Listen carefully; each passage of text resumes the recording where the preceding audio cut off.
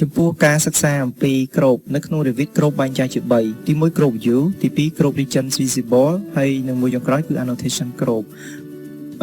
ជាទូទៅនៅពេលដែលយើងធ្វើការកាត់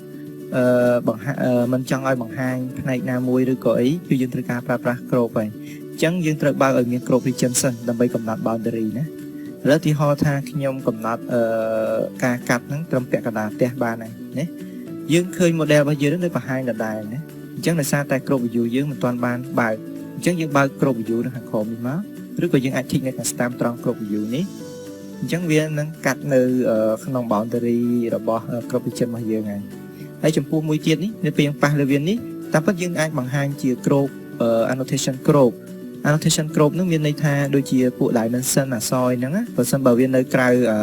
region គ្របឬក៏ annotation គ្របសំទោសនៅក្រៅ annotation គ្របរបស់យើងពេលហ្នឹងក៏វាលាក់ដែរដូចអានេះអីវាអត់លាក់ឯងវានៅរក្សាឲ្យឃើញដដែលប៉ុន្តែនៅពេលដែលយើងបើក annotation គ្របនៅខាងក្រោមនេះអ្នកនរនឹងឃើញណា tick កន្លែងនោះមួយមកនេះយើងឃើញមានស្នាមចុចខ្សែថ្មីមួយទៀតនៅខាងក្រៅជាបន្ទាប់ទី2អញ្ចឹងអានឹងគេហៅថាជា annotation គ្រប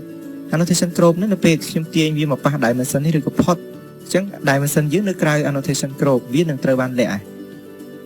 ណាបើខ្ញុំទាញមកទៀតខ្ញុំទាញវាផុតណាអញ្ចឹងវាលាក់ទៀតហើយ annotation គ្របនឹងជាទូទៅយើងប្រើនៅក្នុងស្ថានភាពនៃការងារ detail ទៅលើប្លង់ស្ថាបត្យកម្មណាឬការបរិយាអញ្ចឹងទៅយើងច្រើនជួបនៅពេលដែលយើងទាញ leader ចេញមកក្រៅអក្សរហ្នឹងគឺយើងចង់ឲ្យពួកវានៅក្នុងចន្លោះអំពីខ្សែបន្ទាត់គ្រប region ជាមួយនឹង annotation គ្របអញ្ចឹងពេលហ្នឹងការ description យើងដូចជា text ដូចជា leader ឬក៏ dimension ឬក៏ព័ត៌មានផ្សេងៗទៀតវានឹងមិនបាត់ទេបាទសូមអរគុណអ្នកនរគ្នាអាចសាកល្បងបាន